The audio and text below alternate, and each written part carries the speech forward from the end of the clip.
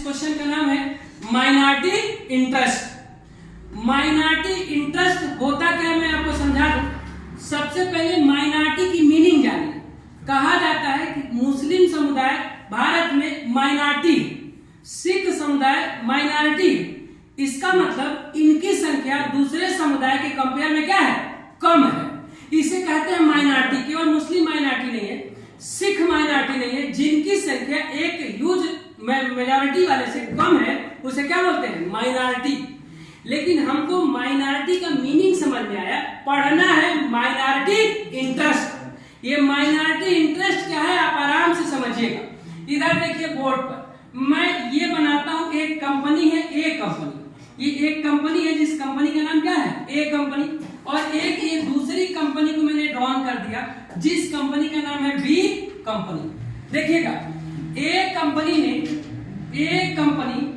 Company जो है hold कर रहा है, ए कंपनी क्या कर रहा है, hold 80% share of B company, 80% share of B company. यानी सुन लीजिएगा क्या हुआ, ए कंपनी ने बी कंपनी का 80% शेयर क्या किया, खरीद लिया।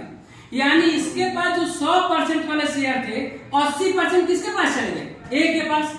अब बी के पास कितना बचा, 20%।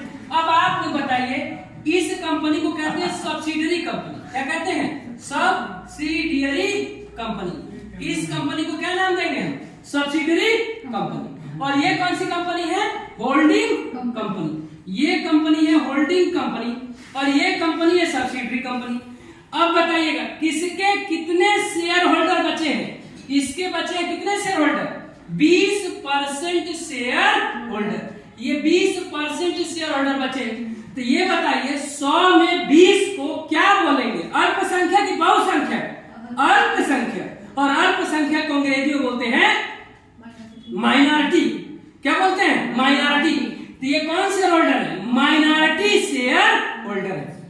अब निकालने जा रहे हैं माइनॉरिटी शेयर होल्डर का इंटरेस्ट, माइनॉरिटी शेयर होल्डर का इंटरेस्ट।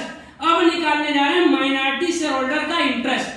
तो माइनॉरिटी शेयर होल्डर निकल गया। ये 20% वाला शेयर होल्डर कौन है, माइनॉरिटी शेयर होल्डर।